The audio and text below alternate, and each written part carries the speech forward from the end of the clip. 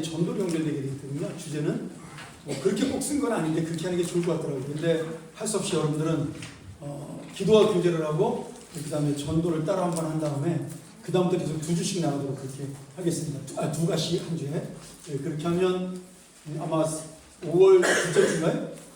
셋째 주에 끝나는 걸로 되어 있는데, 그래서 마지막 주에는 우리 식사하면서 한 과만 하고 여러분의 좀 질문도 받고 좀 감상도 듣는 그런 시간 갖도록 하겠습니다.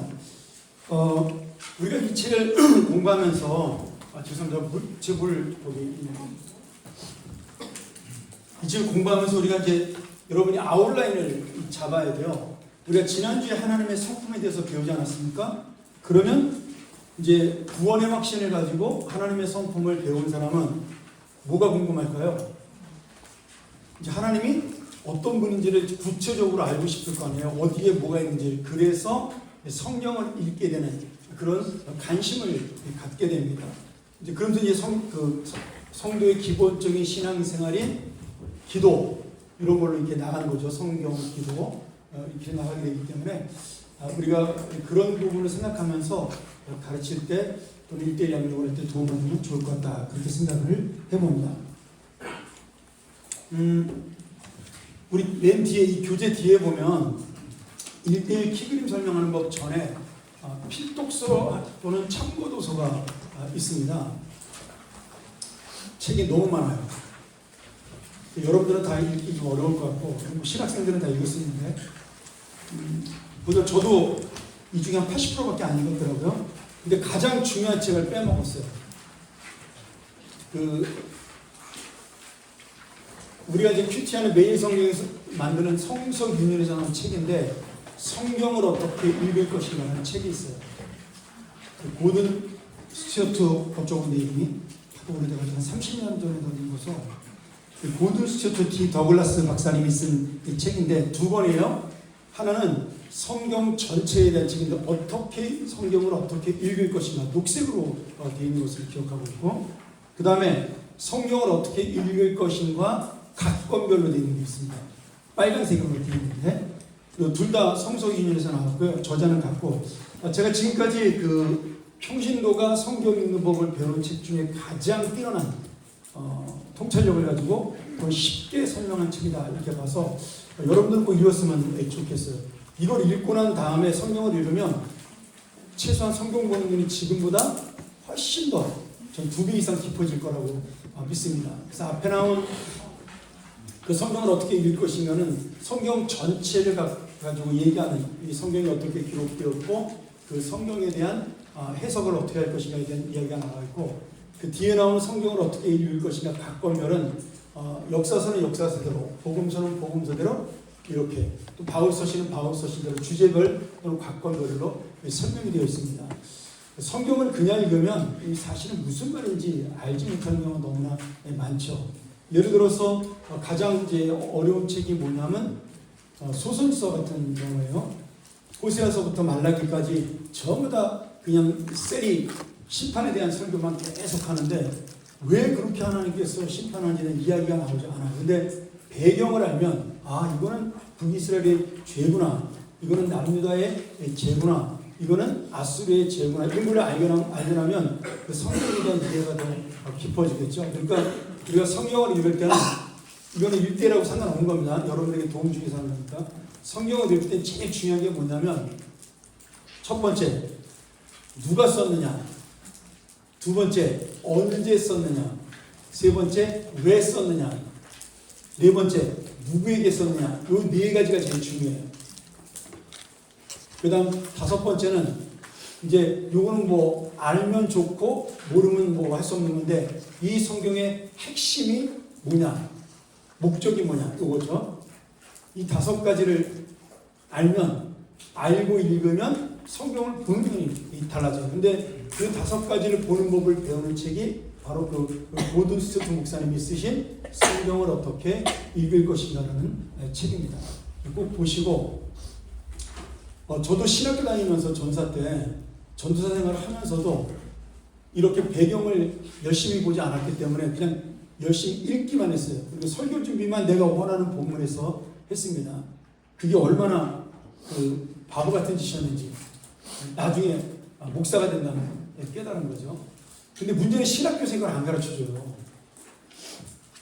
전 그게 너무 답답했어요. 나중에 아니 성경 읽는 법을 신학교에서 안 가르쳐주면 어떻게 우리가 성경을 읽지? 그 생각을 했는데 신학교는 성경의 그 개론은 가르쳐요. 관건은 가르치는데 어떻게 읽는지와 왜 이것을 읽어야 되는지에 대해서는 설명하잖아요. 조금 아쉬운 부분이 있다라는 생각이 들어요. 우리가 좀 실전적으로 나가기 위해서는 여러분들이 그런 부분에서 읽을 필요가 있다는 거예요. 그렇게 여러분들이 성경을 읽을 수 있어야 지금 읽기를 할 때 동반자에게도 성경 읽으라고 왜 읽으라고 권할 수가 있는 거잖아요. 무조건 성경 말씀은 우리가 읽어야 되는 말씀이다 이렇게 얘기하는 것은 설득력이 없는 겁니다. 내가 하나님의 성품에 대해서 알고 싶으면 궁금하면 하나님의 그 공유적 속성과 비공유적 속성이 이렇게 나와 있다. 그러니까 우리가 성경을 읽으면 더 정확하게 알 수 있다. 기도를 가르칠 때도 마찬가지예요. 이 기도에 대한 능력이 이렇게 성경에 나와 있다. 이렇게 우리가 할 수가 있는 거죠. 왜 전도해야 되느냐? 이 성경에 분명히 하나님 명령으로 이렇게 전도하라고 되어 있다. 이렇게 우리가 근거를 댈 수 있는, 그래서 정확하게 특별히 논리적인 사람들에게는 그런 부분들이 굉장히 필요한 겁니다. 꼭 기억하셔서 그 책 한번 사서 한 권에 한 5,000원 정도 하는 걸로 알고 있는데 원하시면 단체 구입하면 제가 20% 싸게 구입해 주도록 하겠습니다. 자, 우리 지난주 한번 요약 한번 해볼까요? 지난주 요약, 그거는 이제 우리 교재를 봐야 되겠죠, 교환을. 자, 만남을 시작하면서 한 주 동안의 삶을 나누고 주일 말씀의 은혜를 나눕니다. 이제 이 정도까지 했으면 9번째 만났기 때문에 습관적으로 자연스럽게 이것이 형성이 됩니다. 제가 해보니까 5번 정도 만나고 나면 관계 형성이 돼서 만나는 게 이제 부담되지가 않아요. 한 4번 정도에 5번 정도 만나면. 그런데 이제 띄엄띄엄 만나면 그게 오래 걸려요. 그래서 연속으로 만나는 게 중요하긴 한데 뭐 사정이 안 되면 띄엄띄엄이라도 만나야 되겠죠. 자, 지난과 요약을 좀 보죠. 하나님께만 있는 성품, 비공유적 성품. 원래는 속성인데 조금 쉽게 설명하기 위해서 성품이라는 단어를 썼습니다. 하나님은 창조주요, 이 세상을 다스리는 통치자요, 주관자요, 영원하신 분이고 변하지 않는 분이고 전지전능하신 분이며 시간과 공간을 초월한 하나님이시다. 이렇게 하나님만이 갖고 있는 성품이죠. 그 다음에 하나님과 사람 모두에게 있으나 하나님은 완전하고 우리는 불완전한 성품이 있어요. 사랑입니다. 신실입니다. 의로우십니다. 선하십니다. 긍휼이 풍성하십니다. 이렇게 저희가 배웠습니다. 그리고 우리를 구원하실 때 역사하신 분은 삼위일체의 하나님이었다. 그래서 삼위의 설명은 동등한 지위와 권능과 영광을 가졌으나 본질은 한 분이다. 그 설명을 넘어서지 말라. 이것이 지난주의 핵심이었습니다. 혹시 지난주에 이 설명 듣고 집에 가서 궁금하신 분 없어요? 요 과하고 나면 삼일체 때문에 집에 가서 고민하는 분들이 있는데 언제든지 지난과 거 질문하셔도 괜찮으니까 편하게 질문하시면 됩니다. 제가 8시 40분까지죠? 40분이요? 8시 40분까지 성경 가지고 강의하도록 하죠. 우리 120페이지 보시기 바랍니다. 오늘 9번째 만남 성경이고요. 자, 예수님이 다스리는 삶의 핵심의 가장 첫 번째 본이 어디 있어요? 하나님의 말씀인 성경에 있습니다. 그래서 오늘 우리는 이 성경이 어떤 책이냐에 대한 것을 배우는데 특별히 성경을 왜 썼느냐, 그 다음에 이 성경에서 가장 중요시 여기는 주제가 무엇이냐, 그리고 이 성경을 잘 이해할 수 있는 5가지의 방법을 배우도록 하겠습니다. 아까 제가 소개한 성경을 어떻게 읽을 것인가 성서인연의 그 책을 읽으면 이 5가지 방법을 아주 쉽고 자세하고 편안하게 설명을 잘 해놨습니다. 그러니까 오늘 배우고 한번 여러분들 평생 동안 그 책 한번 읽어보면 큰 도움이 되리라고 믿습니다. 자, 112페이지로 넘어갈까요?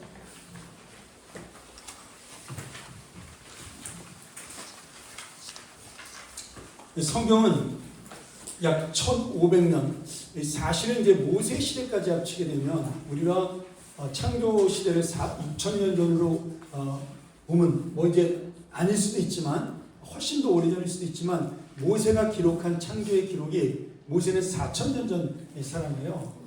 그래서 우리가 이제 이 성경을 4000년 전부터 지금까지의 기록으로 봅니다. 이게 1500년 전이라는 건 뭐냐면 그 4000년서부터 2000년까지의 기록인 거예요. 오해하시면 안 돼요.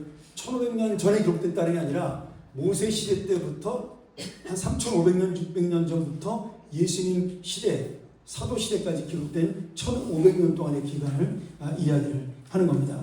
약 40명의 저자가 기록을 했고요. 한 가지 놀라운 사실은 성경이 약 1500년 동안 40명에 의해서 완전히 다른 환경, 다른 사람, 그리고 다른 역사에서 기록되었음에도 불구하고 그 주제는 하나님이라는 주제, 하나님의 구원이라는 주제로 동일하다는 거죠. 다시 말하면 하나님이 우리 인간을 사랑하셔서 죄에서 구원하신 내용이 창세기서부터 계시록까지 쭉 흘러나온다. 창조에서 하나님의 완전한 영원한 생명인 천국까지 우리가 그렇게 설명되어 있다고 보시면 되겠습니다. 구약 성경은 특별히 모세와 선지자들이 하나님께 받은 말씀이고요. 우리 지난번에 배웠죠. 자세히 설명할 필요 없겠죠. 성경 분리법을 배웠으니까. 성경은 모세오경 5권, 율법서라고 부르기도 하죠.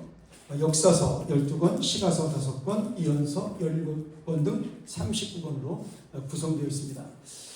구약 성경을 성경으로 인정한 공식 회의가 있어요.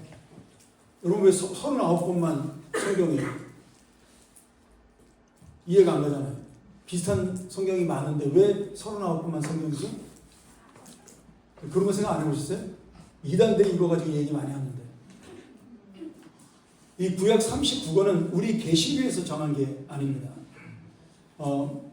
지금도 약 1700년 전에 그 유대인 회의에서 유대교의 랍비들이, 유대인들은 구약만 믿잖아요. 그 사람들이 여러 가지 성경이 있었어요. 그래서 그 성경 중에서 정말 하나님의 말씀, 그걸 이제 우리가 성경 중에 성경이라고 하는데 정경이라고 부릅니다. 그리고 영어로는 캐논이라고 부르죠. 이 캐논이 자로제다라는 뜻인데 정말 자로제인데 정확한 하나님의 말씀이 무엇이냐를 연구하다가 AD 62년에 알렉산드리아의 얌리아라는 곳에서 랍비들이 모여서 회의를 했어요. 그래서 AD 62년에 이 39권을 성경 중에 성경, 정경으로 인정을 하게 됩니다. 그래서 그때부터 구약 성경의 39권을 우리가 성경이다 이렇게 부르고 그 성경의 후보에서 떨어진 성경들이 있습니다. 그걸 우리가 이제 성경이라고 부르지 않고 뭐라고 부르냐면 외경이라고 부르죠. 우리가 그 가톨릭에서는 이 외경도 성경 다음으로 중요한 책으로 인정을 해서 가톨릭에서 보는 공동번역 성경 뒤에 보면 외경을 첨부해서 같이 넣어놨습니다. 시간 되시는 분들 인터넷에 외경 나오니까 한번 읽어보면 됩니다. 되게 재밌어요. 거기 역사가 굉장히 재밌는 이야기가 많이 나옵니다. 그래서 좀 약간 허무맹랑한 이야기들이 있어서 그것을 이제 성경이라고 이야기하지 않고 외경이다 이렇게 성경 바깥에 있는 책이다 이렇게 부르죠. 그러나 그거는 저자가 분명하기 때문에 저자가 분명해서 성경 다음의 권위를 인정해요. 성경은 정경, 그 외경은 성경 다음의 책. 그 다음에 또 다른 책이 하나 있습니다. 위경이라는 책이 있어요. 위경. 자, 이거는 뭐냐면 마치 모세가 쓴 것처럼 위작을 한 거예요. 저자를. 그리고 에녹이 쓴 것처럼 위작을 한 거예요. 그래서 우리가 그 구약 성경을 보면 아니면 유다서를 보면 에녹서라는 걸 인용하잖아요. 그렇죠? 근데 그 에녹서라는 거 성경에 없잖아요. 그게 뭐냐면 위경이라는 옛날 사람이 쓰면서 그 책이 권위 있도록 보이기 위해서 마치 에녹이 쓴 것처럼 그 저자를 쓴 거예요. 그래서 에녹이 쓰지 않았지만 그 이름을 에녹서라고 붙임으로 인해서 권위를 인정받고 싶어하는 책이죠. 그걸 우리가 위작이다 그래서 위경이라고 부릅니다. 그거는 성경, 외경 위경 이렇게 순서대로 이제 수준이 좀 떨어지는 책인 거죠. 그 다음 더 수준이 떨어지는 책이 있어요. 유경이라는 책이 있습니다. 유경. 이거는 우리나라의 그 홍길동전이나 전우치전 같은 소설과 같은 메시아에서 쓴 이 책입니다. 우리가 신구약 중간 시대에 그 400년의 중간사 기간이 있어요. 알죠? 네. 어성경한 사람들은 다 배웠을 거 아니에요. 그 400년 중간 기간을 우리가 뭐라고 그러냐면 신구약 중간사라고 해요. 그래서 이스라엘이 망하고 난 다음에 그 헬라 제국에게 페르시아에게 멸망당하고 그 다음번 역사가 없잖아요. 그 에스더서 이후로 그 역사가 나타나지 않죠. 그런데 그 역사 이후에 보면은 그 헬라 제국한테 이스라엘이 점령을 당합니다. 알렉산더가 33살 때까지 유럽을 정복해버려요. 그래서 이 알렉산더 유럽을 정복한 다음에 원숭이, 자기가 키우던 애완 원숭이한테 물려가지고 파상풍으로 33살이 요절합니다. 그러니까 갑자기 죽는 바람에 그 큰 땅덩어리를 다스릴 수가 없어서 그 땅을 세 쪽으로 갈라서 그 알렉산더의 충신들 그리고 장군들이 그 나라 세 개를 갈라요. 내가 지금 너무 오래돼서 잘 기억은 안 나지만 뭐 아프리카 쪽하고 그 다음에 이쪽이 중동 쪽 그렇게 하나를 나누고 뭐 아시아하고 유럽 쪽을 나누고 그래서 이렇게 세 개를 갈라졌는데 그 당시에 터키 우리가 이제 셀주크 터키와 오스만 터키라고 나누는데 이 오스만 터키를 다스리던 안티오코스 에피파네스라는 왕이 그 당시에 이스라엘을 정복을 했어요. 그래서 이스라엘은 다시 그 터키의 식민지가 됩니다. 이건 성경에 없는 얘기죠. 이제 이스라엘 역사입니다. 그때 그 이스라엘에 그 안티오코스 에피파네스가 아주 나쁜 왕이었어요. 독재여가지고 폭군이고 예루살렘 성전에 와가지고 거기서 우상에게 제물을 드리고 돼지피를 뿌렸어요. 이스라엘을 모독한 거죠. 그걸 보고 분노한 이스라엘 사람들이 그 당시에 그 이스라엘의 가장 유명했던 가문인 우리나라로 말하면 김자진 장군 같은 가문에 마카비 가문이라는 가문이 있었어요. 이 가문을 중심으로 삼형제가 독립운동을 일으킵니다. 이것을 이스라엘 역사에서는 마카비 독립운동이라고 불러요. 근데 이 독립운동이 수십 년 동안 전쟁을 해서 성공을 합니다. 그래서 그 마카비 가문이 왕이 돼요. 왕조가 돼요. 그것을 우리가 이스라엘의 하스모니안 왕가라고 부릅니다. 예수님이 태어나기 전까지 로마에 정복당하기 전까지 약 이스라엘이 유일하게 200년 동안 그 독립국가로서 자유를 누렸던 유일한 역사예요. 그러고 난 다음에 다시 로마에게 정복을 당하면서 예수님의 신약시대가 시작이 되는 겁니다. 근데 그 정복당하고 난 로마에게 정복당하기 전에 그 200년, 그러니까 200년은 하스모니안 왕가가 다스리고 나머지 200년 동안 이스라엘은 어떤 역사가 있었냐면 그 다시 이스라엘의 영광을 되찾기 위한 수많은 작품들이 나왔어요. 그것을 우리가 뭐라고 하냐면 묵시문학이라고 부릅니다. 게임 좋아하는 사람들은 아포칼립스 많이 들어봤지? 그 아포칼립스라는 단어가 이제 묵시라는 말인데 이 아포칼립스 시대 200년 시대에 그때가 암흑기예요. 식민지 시대에 많은 독립운동가도 있었고 그리고 많은 작가들과 작가들이 이스라엘의 독립을 열망하는 메시아 대망론이라는 주제를 가지고 많은 책을 써요. 이제 우리나라 같으면 그 책을 이제 홍길동전 같은 경우, 뭐 아니면 전우치 이런 것들이 다 그때 생겨난 우리나라의 책이잖아요. 우리나라도 농민들이나 이런 사람들이 어떤 새로운 나라를 꿈꾸면서 만든 책들이잖아요. 그래서 나중에 홍길동이 어떤 나라를 세워요? 기억 안 나요? 율도국을 세우잖아요. 왕이 돼가지고. 그런 이상향, 유토피아를 꿈꾸는 책들이 많이 나와요. 그래서 그때 나온 책들이 묵시문학서다 이렇게 부르는데 메시아를 기다리는 책들이죠. 그런 책들이 이렇게 말도 안 되는 이야기들을 많이 썼기 때문에 이제 거기서 유경이라는 단어가 나옵니다. 그러니까 성경이 있고 성경은 정경이라고 부르는 거고 외경이 있고 위경이 있고 유경이 있습니다. 이게 구약책이에요. 구약책. 그 다음 신약은 27권인데 이거는 어떻게 결정이 됐냐면 언제 됐더라? 397년 카르타고 공의 기독교가 313년에 니케아 회의에서 공인이 되지 않습니까? 콘스탄티누스 대제가 그 나바론이라는 환상을 보고 전쟁터에 나가 승리하잖아요. 그래서 그 환상을 보면서 당신이 그리스도가 살아계시다면 이 전쟁을 승리로 이끌어달라. 그럼 내가 기독교를 믿게 하겠다. 그래서 이 콘스탄티누스 대제가 전쟁에 승리하고 돌아와서 기독교를 박해하지 않고 자유를 줘요. 그래서 기독교는 그때부터 폭발적으로 부흥을 합니다. 물론 이제 이미 기독교가 너무 많이 퍼져 있었기 때문에 콘스탄티누스 대제가 이 기독교를 제어할 수 있는 방법도 없었어요. 왜냐하면 그 콘스탄티누스 대제의 엄마도 예수를 믿었거든. 몰래. 그러니까 궁전하는 사람들 여자들 중에 50%가 예수를 믿었어요. 그러니 막을 수가 없었다니까 이렇게 핑계를 댄 거죠. 그러나 그 나바론 전설은 기독교 역사에 굉장히 유명한 전설입니다. 환상 중에 크리스토스라는 깃발이 글자가 환상 중에 보였어요. 전쟁터에 나갈 때. 그래서 이 콘스탄티누스 대제가 기독교를 공인한다면 기독교가 급속도로 로마 제국을 점령하기 시작을 했을 때 나중에 유스티니아스 황제가 이제 기독교를 국교로 공인하게 됩니다. 그러면서 이제 수많은 교회들이 생겼는데 문제는 성경, 다시 말하면 신약 성경이 여기저기 쪼개서 손으로 썼으니까 필사본이라고 그러죠. 여기저기 막 쪼개져 있었으니까 이 책을 어떤 책이 진짜 책인지 잘 몰랐던 거예요. 그래서 어떤 교회는 마태마가 누가복음 이렇게 사복음서만 갖고 있고 어떤 교회는 사도행전 시작해가지고 역사서만 갖고 있고 어떤 교회는 바울서신만 갖고 있고 막 이렇게 섞여 있었던 거예요.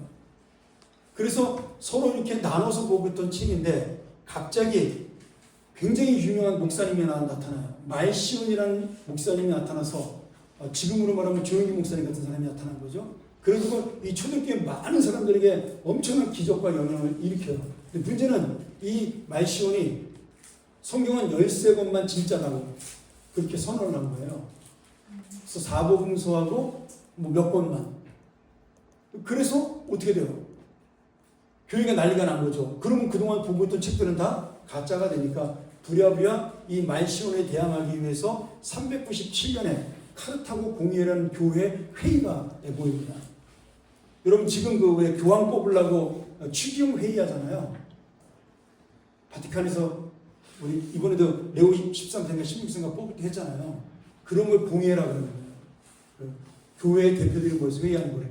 그렇게 전 세계에 있는 교회 대표들이 모여서 397년 카르타고 공의회 때 결정을 해요. 성경, 신약 성경 27권, 마태복음서부터 요한계시록까지만 진짜 성경이다, 정교이다 이렇게 인정을 하게 됩니다. 그렇게 해서 27권이 정해지게 돼요. 그래서 구약 39권은 유대인 랍비들이 모여서 얌리아 회의라는 곳에서 정하게 되고 신약 성경은 397년에 정하게 됩니다. 그러니까 신구약이 66권으로 완성된 데는 한 400년 정도 기간이 걸린 거죠. 물론 그 중에 아가서를 빼야 된다, 뭘 빼야 된다, 이런 얘기도 많이 있었지만 우리가 지금까지 인정하는 것은 66권은 하나님께서 우리에게 성경으로 공인할 수 있도록 해주신 놀라운 역사다. 이렇게 모든 교회가 인정을 하고 있습니다. 그러니까 이거 꼭 기억하셔서 성경을 잘 봐야 되고 마지막으로 하나만 더. 성경을 인정하는 조건이 있어요. 신학교 때 배워가지고 기억이 잘 안 나요. 하도 오래가. 성경을 인정하는 3가지 조건인데 하나는 뭐냐면 제일 중요한 게 첫 번째가 구약 성경은 아니고 신약 성경 사도성입니다. 사도성. 그러니까 예수님을 실제로 목격한 사람이 써야지만 신약 성경 27권을 인정했어요. 그러면 사도 바울은 예수님을 시대에 있었어요, 없었어요? 예수님이 승천한 다음에 사도가 됐잖아요. 그 사도 바울의 서신은 왜 사도성을 갖고 있는 거죠? 사도 바울은 예수님을 살아있을 때 못 봤지만 뭘로 봤죠? 더메섹에서 환상으로 진짜로 봤어요. 그래서 인정을 하는 거예요. 그래서 사도 바울의 책 13권도 성경이 된 겁니다. 사도성이 제일 중요해요. 예수님 당시에 예수님과 함께 활동했던 사람들이에요. 두 번째, 교회의 보편성이에요. 대부분의 교회들이 인정하는, 그래서 교회가 공신력을 인정하는 책을 우리가 성경으로 인정을 했어요. 그 다음 마지막 3번째는 이거는 사람이 결정하는 것이 아니다. 그래서 성령의 감동, 성령의 영감을 받은 책을 우리가 성경이라고 인정하자. 그래서 아까 우리가 읽었던 디모데후서 3장 16절에 뭐라고 했죠? 모든 성경은 하나님 뭘로 되어 있어요? 감동으로 된 것을. 이게 인스피릿, 영감의 영감. 원어에서는. 그래서 요 성령의 영감 그리고 사도성, 교회의 보편성 요 세 가지가 있어야 27권의 성경으로 인정했습니다. 그리고 66권 전체를 우리가 하나님께서 성령을 통해 기록했기 때문에 사람이 썼지만 절대 오류가 없다라고 우리는 성경 무호성을 인정을 합니다. 물론 오리지널 원본만 그런 거예요. 우리가 있는 건 다 사본이에요. 우리 건 틀릴 수 있어요.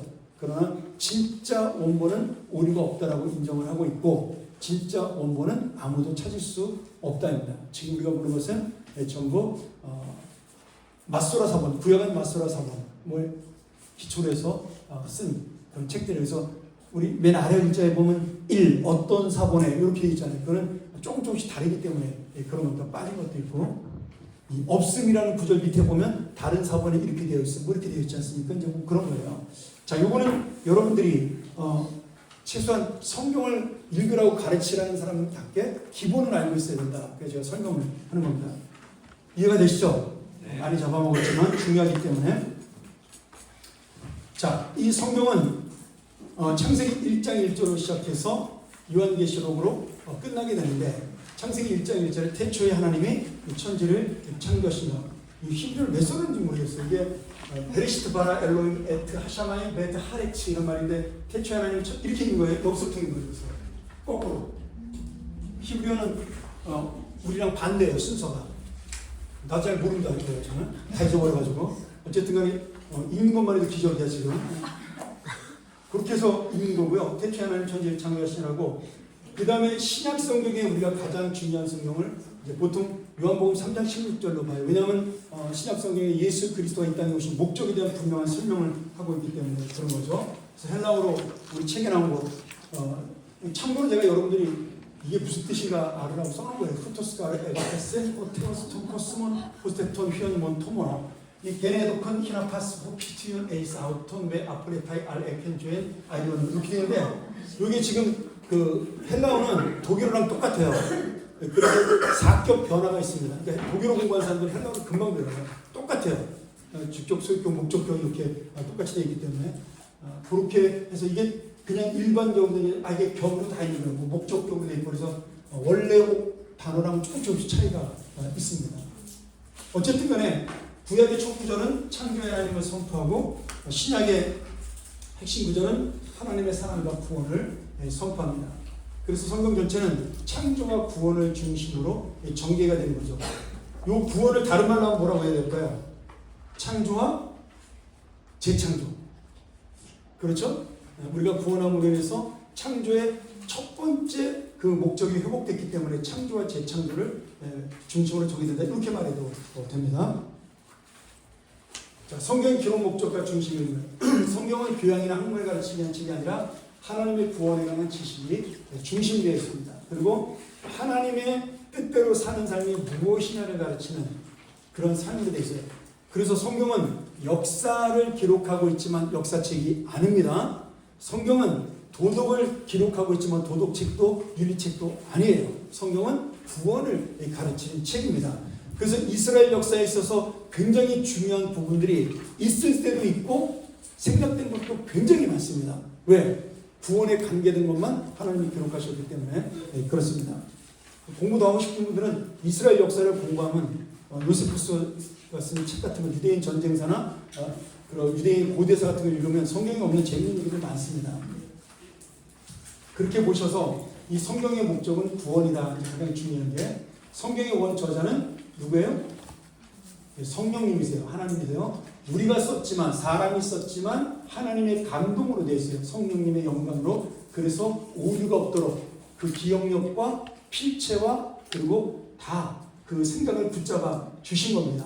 그런데 우리 인간의 지혜를 사용하셨기 때문에 문체는 그 사람의 학문과 지식과 경험에 따라서 조금씩 다 다르게 표현되어 있는 거죠. 그렇기 때문에 바울 서신은 굉장히 세련된 헬라어로 기록이 되어 있고 약간 마테마가 누가요한 중에서 누가는 굉장히 세련됐고 요한은 약간 헬라적인 철학을 들어가고 뭐 이런 식으로 다 차이가 좀 있는 거죠. 신구약의 중심 인물은 결국 누구를 설명하는 거예요? 구원이니까 예수 그리스도예요. 그러니까 성경의 중심 인물은 요한복음의 목적이 이것도 맞는 거죠. 너희가 성경에서 영생을 얻는 줄 생각하고 성경을 연구하거니와 이 성경이 곧 내게 대하여 증언하는 것이냐. 여기서 말하는 성경은 무슨 성경을 말하는 거야? 구약의 율법서를 이야기하는 겁니다. 거기 율법서. 신약에서 성경이라고 나온 경이라고 나온 모든 단어는 모세오경 율법서를 가리킨다 이렇게 보시면 되죠. 그래서 구약에 있는 모든 성경들, 특별히 레위기가 그렇죠. 예수 그리스도 제사법이 다 예수님을 상징하는 것이죠. 그다음 우리가 그러면 말씀을 어떻게 받아야 되냐? 갓난아기처럼 순전하고 신령한 젖을 사모하는 것처럼. 그럼 갓난아기는 엄마의 젖을 의심하고 먹습니까? 아니면 그냥 맛있게 먹습니까? 네, 맛있게 먹어요. 이거 먹으면 건강이 어떻고 철분이 어떻고 이런 거 생각하지 않아요. 우리 엄마가 나를 죽이에 독을 넣었을까 약을 넣었을까 이런 거 생각하지 않아요. 무조건 먹습니다. 그게 성경을 읽는 태도라는 거예요. 네? 여러분 이걸 우리가 깨닫지 못하면 성경을 읽을 때 성령이 역사하지 않습니다. 내가 마음을 열고 이 성경을 읽어야 돼요. 설교랑은 다릅니다. 설교는 마음을 열고 듣되 분별을 할 수 있어야 돼요. 설교는 누가 하는 거예요? 사람이 하는 거예요? 하나님이 하는 거예요? 응? 하나님의 감동을 받은 목사님이 하지만 오류가 있어요. 그러니까 목사님을 믿으면 안 됩니다. 여러분이 날 믿으면 잘못된 겁니다. 성경 말씀만 믿고 목사님 이야기 중에 분별해서 옳은 이야기만 들을 수 있어야 돼요. 그렇다고 덤비지 말고 목사님한테.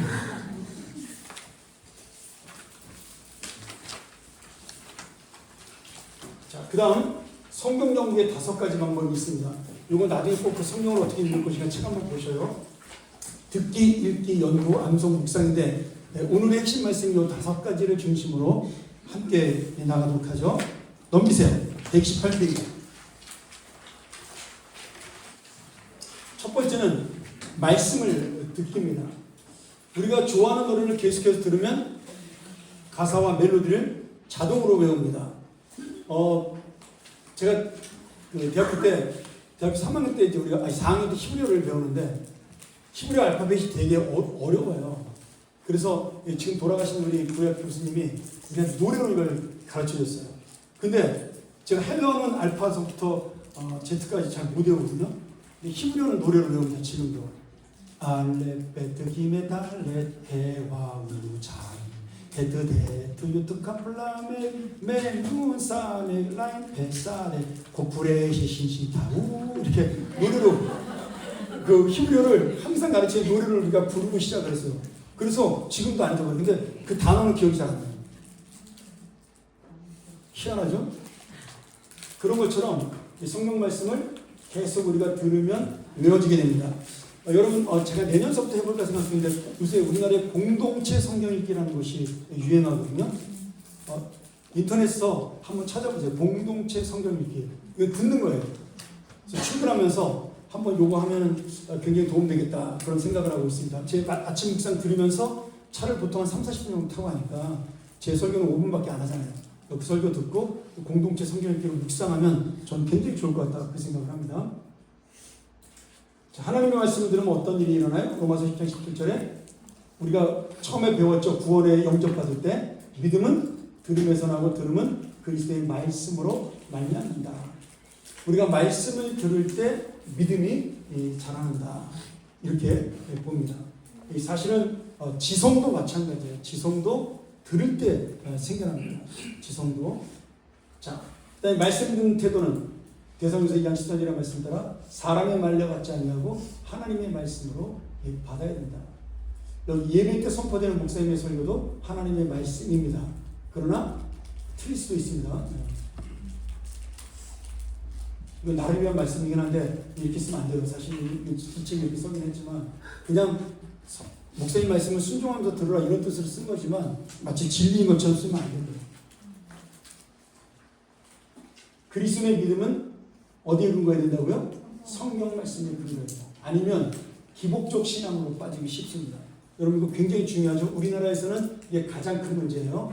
우리가 복을 받는 것이 무엇이냐 할 때 우리나라 사람들이 옛날에 하도 못 살아가지고 순복음교회가 그래서 부흥을 한 거죠. 예수 믿으면 삼박자 축복을 받잖아요. 내 영혼이 잘돼같이 영혼이 잘되면 범사도 잘되고 몸도 강건해지고 뭐 이렇게 축복받는 것을 강조하니까 사람들이 돈 많이 벌려고 예수를 굉장히 많이 믿었어요. 지금도 이걸 굉장히 좋아해요. 사실은 사람들 마음속에는. 근데 사실 성경의 신앙은 현세의 신앙이 아니에요. 우리는 내세의 신앙입니다. 이 땅에서는 잘 살 수도 있고 못 살 수도 있지만 우리는 천국 가는 것이 가장 위대한 복의 영원한 생명입니다. 꼭 기억하셔야 되고요. 오디오 성경 들으시면 아까 말한 공동체 성경 읽기 꼭 해주면 좋겠고, 그리고 성경을 노트에 기록하는 것. 지금 성경을 쓰게 하는 분들 우리가 꽤 있는데 너무 감사하고요. 정말 성경 말씀 꼭 기록하세요. 여러분도 잘하고 저도 잘하는 좋은 은혜가 될 것입니다. 자, 요거 한번 꼭 읽기라면서 물어봐야 돼요. 우리 동반자님은 목사님이 설교하실 때 어떤 마음으로 그 설교를 들으세요? 나는 우리 목사님이 참 이렇게 옳은 얘기를 하는 것 같아요. 아주 내가 착한 사람 얘기 너무 좋아요. 그렇게 들을 수도 있거든요. 그런 세상의 교훈, 도덕을 이야기하는 것이 아니라는 것을 가르칠 거예요.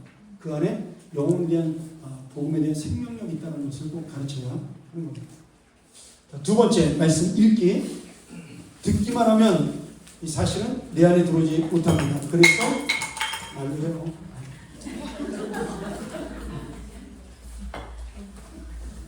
그래서 우리가 읽기가 굉장히 중요합니다. 성경을 믿는 사람들이 많은데 읽는 사람들이 많지 않아요. 이게 굉장히 신기한 겁니다. 여러분, 예전에 제가 부목사 때 제가 있던 교회에서 교인들한테 설문조사를 했어요. 우리 교회에서 신앙생활에서 가장 중요한 삶이 무엇이냐 해가지고 1, 2, 3, 4, 10번까지 저희가 했는데, 사람들이 신앙생활에서 가장 중요한 게 무엇입니까? 이렇게 썼는데 1번이 성경 읽기와 2번이 기도였어요. 근데 우리가 쭉 문제 스타트가 5번에다가 그러면 하루에 성경 몇 장 읽고 하루에 몇 분 기도합니까? 썼더니 하루에 15분 이상 기도하는 사람 5%도 안 되더라고요. 성경을 하루에 한 장 읽는 사람도 10%도 안 되더라고요. 그러면서 제일 중요한 게 뭐라고 썼어요? 성경 읽기와 기도라고 썼어요. 그러니까 우리가 이율 배반적인 삶을 살고 있는 거죠. 머리는 알고 있는데 몸은 안 나가는 거예요. 그래서 읽는 것이 굉장히 중요하다, 그렇게 생각이 들고요. 성경을 읽어야 되는 이유는 우리가 하나님 말씀을 지켜 행하도록, 하나님의 말씀을 읽어야 하나님이 기뻐하시는 일을 할 수가 있기 때문에 그렇습니다. 물론 그것이 또 나를 또 기쁘게 하는 것이기도 하죠. 말씀 읽으면 무슨 복이 있어요? 읽는 자와 듣는 자와 기록한 것을 지키는 자는 복이 있나니 때가 가까웁니다. 여러분, 이 때가 가까우면 어떤 때죠? 어떤 때? 결혼할 때? 이때는 예수님이 재림할 때가 가까운 거예요. 말세, 종말이 가까우기 때문에 이 말씀대로 읽고 듣고 기록한 것을 지키라는 거예요. 요한계시록은 반모섬에서도 사도 요한이 지금 죽음을 각오하고 쓴 책이잖아요. 당장 죽을 것처럼 어려운 환경 속에서 예수님이 곧 오기를 원해서 쓴 책이에요. 그렇기 때문에 이 말세에 가장 중요한 것이 성경을 읽는 것이다, 이렇게 말씀하고 있는 겁니다.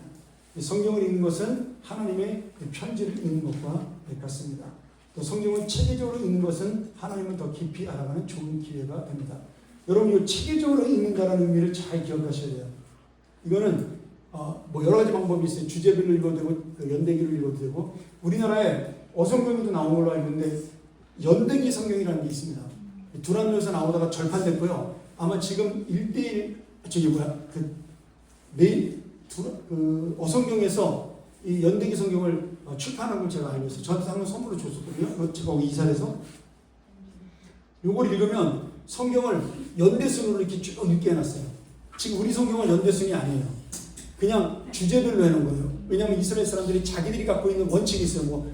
나는 율법서, 성문서 이런 것들이 역사서 이렇게 나눠놨기 때문에 그거 순서대로 해놨는데, 그것을 연대기적으로 쭉 해놓으면 이걸 연대기로 읽으면 어떻게 돼요?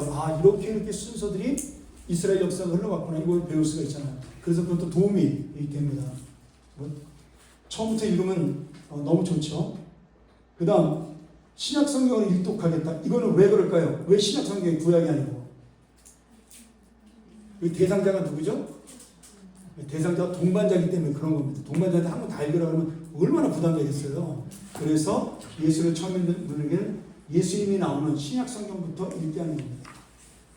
그 다음에 어려움은 성경 읽기 프로그램. 이거 제가 지금 하고 싶은 프로그램 중에 하나인데 그렇게 읽으면 좋다. 그 다음에 성경을 통독하면 성경은 흐름을 붙잡을 수 있는데 이 흐름을 빨리 붙잡기 위해서는 아까 말한 대로 성경을 어떻게 읽을 것인가 책을 읽으면 좋습니다. 그 다음 이거 꼭 물어보셔야 돼요. 당신은 그동안 성경을 얼마나 읽어보셨어요? 그러면 10명 중에 9명은 전혀 읽어보지 않았다고 대답을 하겠죠. 동반자가. 그럼 한번 오늘서부터 저랑 같이 읽어보시래요. 그러면서 슬쩍 우리 교회 그 1년 일독표를 하나 이렇게 주는 겁니다.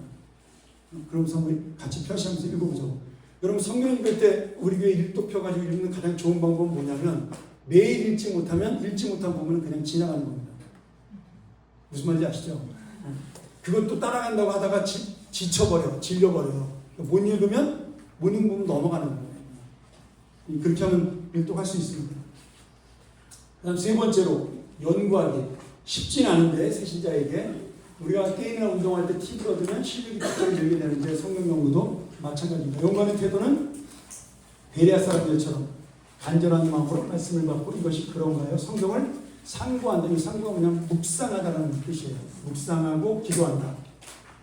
베레아 사람은 성품이 신사적이라고 되어 있어요. 그 신사적이란 말이 뭐냐면 마음이 열린 마음이다. 그런 뜻이에요. 그 열린 마음으로 성경을 묵상하고 기도하는 자세가 필요하다. 그 연구하는 유익은 자문 24장 지혜와 지식을 통해 강해지고 여기 모략은 나쁜 말이 아닙니다. 모략은 그 마음의 위즈덤이에요. 위즈덤. 지혜로 전쟁을 이깁니다. 지혜로운 자에게 배울 수 있는 것을 가르칩니다. 이렇게 되었죠. 그래서 성경을 읽고 묵상하는 것은 얼마든지 혼자 할 수 있지만 성경을 혼자 연구하는 것은 쉽지 않으니까 성경을 읽은 다음에 성경이 더 궁금하신 분들은 뭘 알아두면 돼요? 우리 교회는 뭐가 있죠? 프로그램이 어성경도 있고 그 다음에 평안 아카데미도 있고 그렇게 해서 거기에 들어가라고 권유하시면 좋겠죠. 그리고 목장에서도 여기 목자들도 많고 청년부 목자들은 아니니까 성경 읽기를 같이 하는 거예요. 연말에 상 받으려고 하는 게 아니라 진짜 목원들하고 같이 성경을 읽으면서 이거 그 당장 1대1 동반자도 중요하지만 여러분 목장에서부터 사용하면 더 좋습니다. 자, 그 다음 네 번째로 암송하기. 성경 말씀을 암송하는 것은 어려운 일이지만 그만한 가치가 있습니다. 왜냐하면 암송된 말씀은 강력한 공격 무기가 돼요. 어떤 공격 무기가 될까요? 사탄이 우리를 시험할 때 또는 기도할 때 그 기도에 가장 빨리 응답받는 비결은 말씀을 근거로 기도하면 하나님이 반드시 역사하십니다. 왜? 말씀은 하나님의 약속이잖아요. 하나님은 당신의 약속을 지킬 수밖에 없는 거죠. 두루뭉실하게 기도하는 것보다는 말씀을 가지고 그 구절을 가지고 기도하면 하나님은 더 크게 역사할 줄로 믿습니다. 자, 그 다음 하나님이 잠언을 통해 강조하시며 말씀하신 거 보면은 내 아들아 내 말을 지키며 내 계명을 간직하라. 그것을 내 손가락에 메며 내 마음판에 새기라. 이렇게 말씀하셔서 말씀과 마음을 새기는 것이 암송이에요. 그래서 그것이 지혜로운 자의 삶이라고 이야기하고 있는 것입니다. 이스라엘 사람들은 그래서 성경 말씀을 옷깃에 써서 외우고 그리고 뭐 혁대에다 써서 외우고 뭐 이런 식으로 암송하고 다녔어요. 율법서 전체를 다 암송하는 것이 이들의 목표입니다. 저는 옛날에 어떻게 했냐면 암송 카드를 차에다 꽂아놓고 다녔었어요. 그래서 차 신호등에 걸리면 암송하고 그래서 근데 지금 게을렀잖아. 제자들한테 그렇게 많이 했었습니다. 근데 여러분 젊을 때 외워야 돼요. 안 외워줘 내 나이에서 죽어도 안 돼. 외우면 그 다음날 또 잊어버려요. 근데 제가 30대까지 외운 성경은 지금도 기억하고 있거든요. 사람 이름도. 제가 여러분에게 가르치는 여기 1대1의 모든 지식들이나 그런 내용들은 다 대학교 때 배운 거예요. 대학교 때 책을 읽은 거예요. 목사가 돼가지고 읽은 책이 아닙니다. 그러니까 여러분 젊은 나이에 외우는 것이 굉장히 중요하죠. 그 다음에 암송의 영적 유익은 주의 말씀을 내 마음에 두었나이다. 왜? 내가 죄를 지으려고 그럴 때 이 말씀이 생각나게 해서 나라여금 하나님 말씀대로 살게 만듭니다. 물론 말씀을 기억하면서 죄를 지은 사람도 있긴 있지만 그래도 말씀이 내 삶의 제어판이 될 수가 있는 것입니다. 자, 1대1 제자인 과정에서는 15개를 암송합니다. 예전에는 30개를 암송했어요. 근데 이번 새로 나온 책은 15개만 암송하면 됩니다. 그래서 이 15개는 반드시 우리가 그리스도인이라는 가슴에 새겨야 될 기억될 핵심 구절이죠. 그리고 여러분들이 더 외우고 싶으면 그 내비게이터 성경 함성 49절 하나 사시면 되고요. 그거 말고 109절짜리도 하나 있습니다. 129절짜리도 있고 여러분 사서 그만한 카드로 되어 있으니까 읽고 다니시면 좋을 것 같아요. 그리고 요거는 사실은 동반자에게는 어려운 말씀이에요. 암송 말씀이 당신의 구원의 경험인데 여러분의 경험을 한번 이야기하시면 좋습니다. 내가 암송한 게 있어야 경험을 얘기할 거 아니에요. 그래서 인도자가 성경 암송하는 게 굉장히 중요합니다. 여러분 지금 빨리 암송하세요. 왜냐하면 내 생각에 10년에서 15년 지나면 우리 지금 개혁 성경이 세번역 성경으로 바뀔 가능성이 저는 80% 이상 된다고 봅니다. 왜? 너무 어려워서 지금 게. 그러면 이 구어체로 되어 있는 세번역이나 공동번역은 절대로 외우지 못합니다. 그러니까 서술형으로 되어 있기 때문에 쉬운 대신에 지금 외워두면 좋을 것 같아요. 지금 새로 나온 사도신경하고 주기도문 외우기 진짜 힘들거든요. 나는 전능하신 하나님을 믿습니다. 이렇게 하는데 못 외우겠더라고요. 너무 힘들어서. 그러니까 여러분 지금 외우면 좋아요. 마지막 묵상하기. 이게 굉장히 중요한 거예요. 이걸 잘 가르쳐야 돼요. 이 묵상하기에 이제 좀 더 앞으로 단계 나간 게 한 단계 더 나간 게 뭐죠? 우리가 배운 이과 큐티입니다. 이 묵상하기가 발전한 게 큐티예요. 기독교는 말씀의 종교예요. 신앙생활은 성경 말씀으로 중심으로 해야 되는데 말씀을 묵상하는 것은 살아계신 하나님과 인격적인 교제를 나누는 것입니다. 자, 이 묵상을 통해 구체적으로 하나님과 인격적인 교제를 나누는 가장 좋은 방법이 뭐죠? 다음 주에 배울 기도입니다. 기도. 그러니까 말씀과 기도는 항상 같이 가는 거예요. 여러분, 기도 없이 말씀만 하는 사람은 차가운 심령이 되고 말씀 없이 기도만 하는 사람은 자기 생각대로 움직이는 사람입니다. 감정대로 움직이는 사람입니다. 꼭 기억하셔야 돼요. 말씀과 기도는 반드시 같이 가야 돼요. 그래서 그 말씀을 듣고 묵상한다는 것은 내가 하나님 앞에서 기도하는 거예요. 깊이 생각하는 것은. 그래서 그 묵상을 통해 하나님의 뜻을 발견하는 것이 기도입니다. 기도는 원래 주여 주시옵소서 이게 기도 아니에요. 기도는 하나님과 나와의 대화예요. 자연스러운 대화. 이게 언제 시작된 걸까요? 하나님과의 자연스러운 대화는 언제부터 시작한 걸까요? 창세기에서 하나님이 아담과 하와를 죄짓기 전에 이런 식으로 이야기한 거예요. 하나님한테 물어봐요. 하나님, 나 오늘 저쪽 동네 가가지고 그 나머지 나무들하고 새들 이름 지어줘야 되는데 하나님 뭐 좋은 일 있으면 저한테 알려주세요. 그럼 하나님이 야, 난 이런 생각하고 있는데 넌 어떠냐? 이런 게 하나님과 기도하는 거였어요. 근데 우리가 죄를 지었기 때문에 직접적인 대화가 불가능해지면서 이제 우리만이 하나님께 드리는 기도를 하는 게 된 거죠.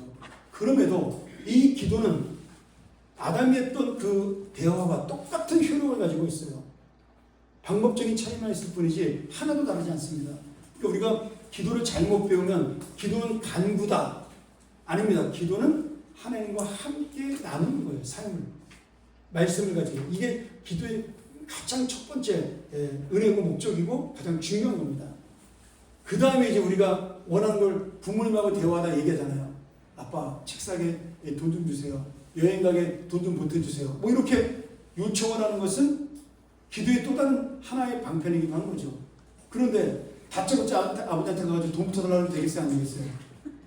일단 아버지의 마음을 달래서 부드럽게 한 다음에 그 다음에 꼬시내기시를 한 다음에 그 돈을 달라 그래야지 주머니에서 돈이 나가는 거지. 오자마자 아빠 돈 줘! 그러면 뒤통수 못한 데 맞죠. 그러니까 우리가 기도도 똑같다고 저는 생각을 해요.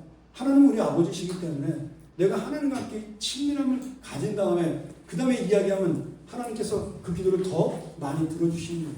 물론 하나님은 사랑의 하나님이기 때문에 우리가 이렇게 잘 못해도 들어주긴 들어주세요. 그러나 이왕이면 하나님을 기쁘게 하면서 기도에 응답받는 게 좋지 않겠습니까?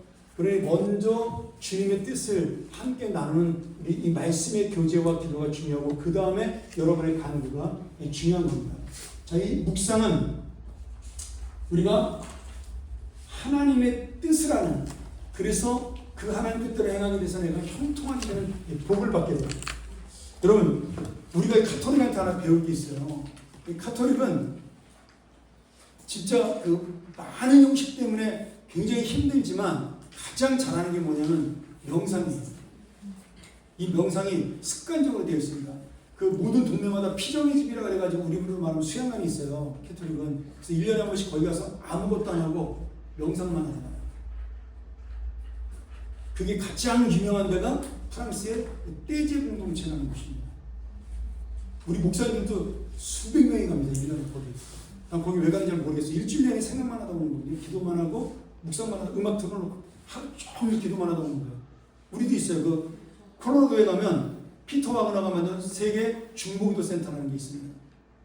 옆에 율라이트 처치라는 한 3만 명 모이는 교회가 있고 그 교회에서 1달러에 기증을 했어요. 피터 와그너한테 그 중보기도 센터를 만들어 달라고. 그래서 수백억을 들여서 그 중보기도 센터를 만들어서 1년이면 수만 명의 사람들이 기도하러 옵니다. 거기 호텔처럼 돼 있고 그래서 하룻밤 자는데 한 120분 정도 해요. 자면서 거기서 먹으면서 일주일 내내 기도만 하다 가는 거예요. 근데 제가 거기 3번 갔는데 거기 앉아있으면 정말 영적으로 뜨거움이 있어요. 아무 소리 안 하고 가만히 앉아있는데 여기서 올라오는 그 진짜 그 성령의 능력이 있어요. 그 영적인 흐름이.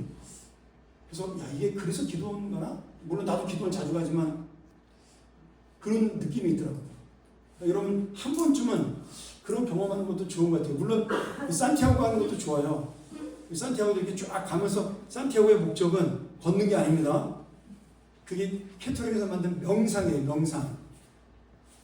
그래서 그 명상을 하면서 하나님께서 나에게 원하시는 삶이 무엇인가를 계속해서 야고보가 걸어갔던, 거짓말이긴 하지만 야고보는 아니었지만 그렇게 말을 만들어낸 거죠. 야고보가 걸어갔던 길을 걸어가면서 그 삶을 돌이키는 게 산티아고의 수리길이에요.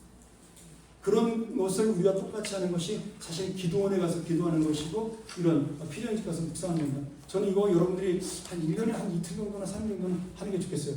요게 잘 되니까 장사가 잘 되니까 불교에서 따라하잖아요. 뭐 하죠 불교에서? 응? 템플스테이. 이게 우리 기독교 꼭 흉내는 거예요. 그 지금은 더 잘해.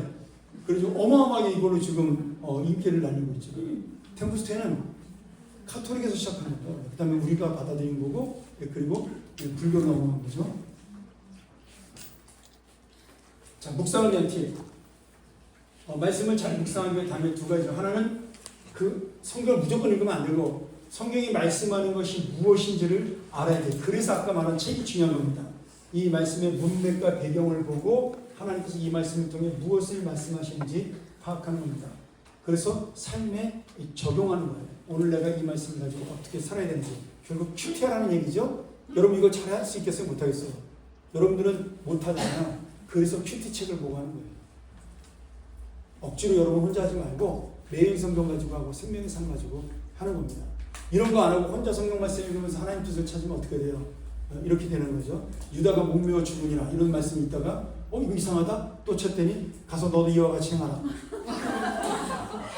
A 삼재판 그래서 또 했더니 속히 행하라. 이렇게 나오면 이제 잘못되는 거죠. 그러니까 우리가 반드시 성경을 읽을 때는 이 의미가 무엇인지를 알고 있는 것이 좋습니다. 성경의 원저자는 성령님이니까 성령님의 도움을 구하는 거죠. 오케이. 마지막으로 나눈 질문 첫 번째. 당신이 지금까지 살아오면서 마음에 가장 많이 쌓은 것은 무엇일까요? 말씀을 쌓았는지 아니면 재물을 쌓았는지 한번 잘 생각해보자는 얘기죠.